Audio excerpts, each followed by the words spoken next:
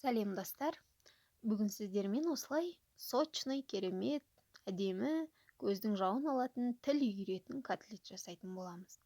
Бізге керегі ет тартқыштан етімізді, картошкамызды, пиязымызды өткізіп аламыз. Дәмдеріңізге қарай өздеріңіз тұз, паприка, қарабұрыш, қызылбұрыштарыңызды қоссаңыздар болады. Тіпті чеснок, яғни сарымсақ қосып жіберсеңіздер де болады.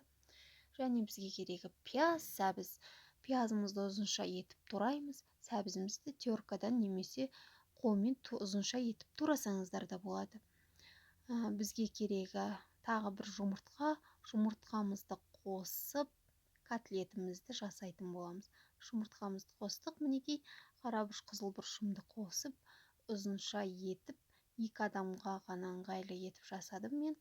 Осылай котлетімізді жақсылап тұрып жасап аламыз. Мінекей енді біз пиязымызды мен сәбізімізді қуырып, майда томатымызды қосып, суымызды құйып дайындап қоямыз. 1 стақан немесе 1,5 стақан су құйсаңыздар жеткілікті. Өйткені котлетіміз піскен кезде кішкене ғана су тартылады. Осылай 1 немесе 1,5 стақан ғана су құйсаңыздар жеткілікті. Котлетіміз сочный болып шығады.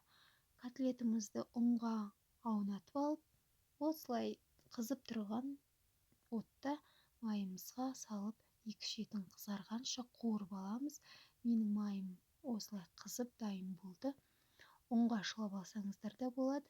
Шыламай-ақ котлетімізді қуыра берсеңіздер де болады. Маған ыңғайлысы ұнмен қуырған жақсы.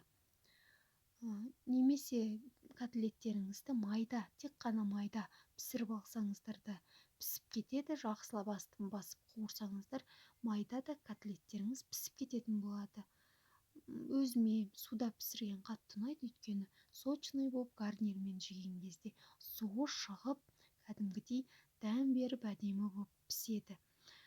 2 шетін қуырып, барлық котлетімізді дайындап аламыз да, қайнап тұрған суымызға котлетімізді бір-бірден салатын боламыз. Езілмей жақсылап пісетін болады. Суларыңыздың тұздарына тұз салып кішкене, дәміне қарай өздеріңіз көріп отырсаңыздар болады. Менде еттің тұзы болғандықтан тұзға көп тұз салмадым, суымызға көп тұз салмадым. Мінекей осылай котлетімізді қойып, жақсылап 20 минут пісіріп аламыз. Гарнирға менде күріш, осылай әдемі болып, жақсы болып, ойымдағыдай котлетім шықты. Ас болсын бәрімізге, іші сочный, гарнирмен жегенде дәмді, тіл үйіретін котлет болып шықты.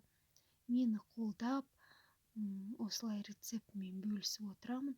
Қолдап, жазылып кетіңіздер.